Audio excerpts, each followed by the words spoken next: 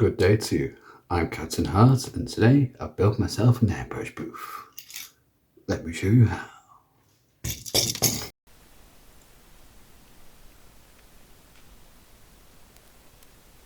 Okay, so first up we have the hull, the parts and the tools. This is all the loot I'm going to slap together to make myself one fantastic airbrush booth. So first up we've got a pair of PC fans. I got them at a decent price off of Amazon, around £12. We've got my boring holes, drill bits, power drill. Got a new mask to replace the cheap, horrible one I was using, screwdriver, some filter foam paper similar to what you use in a kitchen, and a nice, strong, sturdy box. Only costs around £10 for that. I had a simple goal on this little project was just to make myself an airbrush booth. We've got plenty of space to work in. It'd be nice and visible and not too loud, hence why I chose the parts I did. Also, I want it to be cheaper, naturally. I love doing DIY, very janky DIY, but a DIY nonetheless. It's fun, I enjoy doing it, and I normally get a decent product I'm proud of at the end, even if they do come out a little bit funny. And in this case, rather than pay £100 or $100+ if in the US for an airbrush booth, I decided to make one myself, which cost me definitely less than £40 and a few hours of my time. When I started working in the living room, decided it's a bad idea, so naturally, as you see here, moved downstairs to the basement. Got plenty of space, and it is my DIY working space, so it kind of made sense to be down there in the first place. Anyway, yeah, just gonna unpack. I'll be marking out everything I need on the inside of the box, because that's what the fans want to be put into place. I need 4 holes for each of those 120mm high CF rated PC fans. It's important to have the high CF rating because it's going to be pulling through the foam. So without it, it might get high speed but not actually pull air hard, which you need. You need that power. Anyway, I'm marking out the holes there. Close together with a small bit of a gap in case of mistakes, and also very handily, as I found out when it was too late, but nonetheless, lessons was learned, for the wires to pass through the back of the box. The original plan, as you'll see before long, was to have some bored holes in the top for that USB wire to pull through, and a little control unit that's in line with it. Unfortunately, that didn't quite work out, so now I have 2 pointless holes. Right here, I've already drilled those holes into place. The first marks I made was where the straight lines for it to line up to. I only marked 1 hole for each of those fans to put the first one into place, and then I just 1 screw in, holds it there, and I can see through the box to make a small little mark, and just drill right through. A little bit janky. Screws aren't quite straight, but it works. There we go. 1 pointless hole where I put too much pressure in. Plastic flew everywhere through the bottom of it. Big crack. It'll be right. This next time, nice and slow, and I have a nice proud moment because I get that perfectly 20mm hole drilled in there, which ultimately was pointless. Lessons have been learned, and it was fun. Yeah, concentration face. That's my proud moment. Perfectly round hole. Right, next up, let's test these wires. Look there, it goes through that big hole nice and fine. But what was the control units put inside? Oh, damn it, would you look at that? Yeah, disappointment, you can see it written all over his face. Poor past me. Anyway, ignore that. Don't worry about that. Time to put some bigger holes in so I can fit my jigsaw piece in and cut out that oblong hole. That's definitely dead straight and perfect when it is finished. I'm definitely not lying to you. I think I got it. Yeah, good bit stuck. Put it away. All important. Wear it. Close your eyesight. Do what I did and start doing the work with a jigsaw. Just with a piece of plastic. ceiling basement like I am, ready to go low to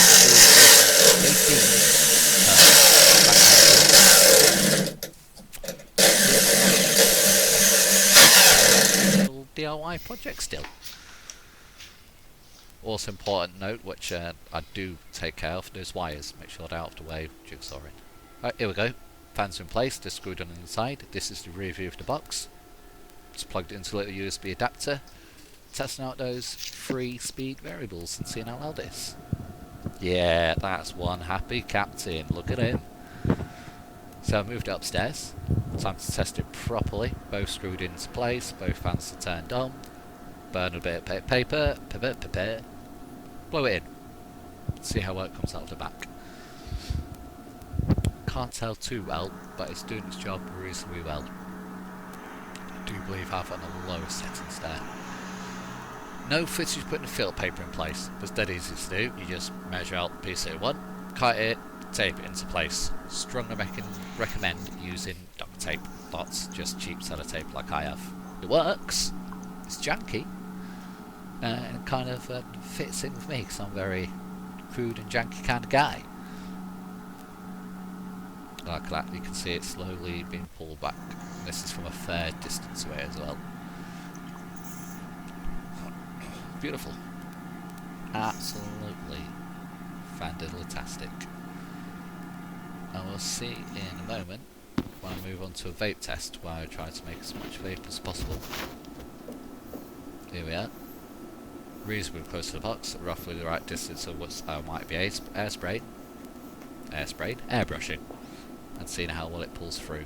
Also, I'm keeping an eye on those holes in the top when I replay this footage to see if any smoke escapes that way, and none does. No need to cover them holes. Might be worth doing as a precaution, but also effort. But I'm more than happy with this. Even on the high speed, the sounds are nice and quiet. I've got a few pictures I'm going to stick up in a second to show the finished product. There we go, got the front and the back. 2 pictures of that, apparently. It's important to have that filter paper on the back as well, just in case that first layer doesn't catch all of your paint. So the first one stops the fans from getting covered, and if any does get pulled through, you've got some on the back. Now, this isn't the best angle, I will admit, but you can see paint's definitely coming out, and I'm spraying myself on a model. So Rossinati from The Expanse, found a 3D print of it months ago, been sat on my desk and painted ever since, just so there's identical. But it's cool and I liked it that way, but I thought, you know what, I want to just airbrush an entire model. Normally I'm using my brushes for miniature painting. So I want to use just an airbrush, and also the 0.2 new needle that I got from my airbrush. There we go, that's one finished Rossinati. You can see the colour fade to a dark red onto the back. Some light metallic for some scratches to the paint, and that metal, which is only the one tone. But yeah, I was more than happy with this. So one janky airbrush model complete. Now, so I added this bit of footage here because I just wanted to point out those nice little circles of red that's showing where the fans have done their job fantastically pulling that paint through. But I hope this has been educational for you to quickly slap together your own janky little airbrush and save some dollar. So there you have it, ladies and gents. That's one of the most beautiful little DIY spray booths known to man. I hope you had fun watching the video. I certainly had a lot of fun creating it, and this editing process has been a blast. I hope I inspired some of you to go out there and create something of your own. Maybe a spray booth like I done, maybe something else for your miniature painting hobby, something related. I'd love to hear all about it in the comments below. I do plan to check on them regularly, hopefully actually get some. This might not go anywhere. This is all about fun. If you're wondering how much it cost, I believe it was around £12 for the fans themselves, £10 for the box. Couldn't have been more than £10 for filter paper, and I have plenty downside of my desk to put some more onto it. I did need a USB plug, which I already had, and again, that couldn't cost more than £7. So talking fan, box, filter paper, plug, £40 tops, and you've got a decent sized spray booth. Does the job perfectly. As you hopefully saw at the end of the video, those circular red marks, that's from when the spray paint was going through and I had nothing in the air.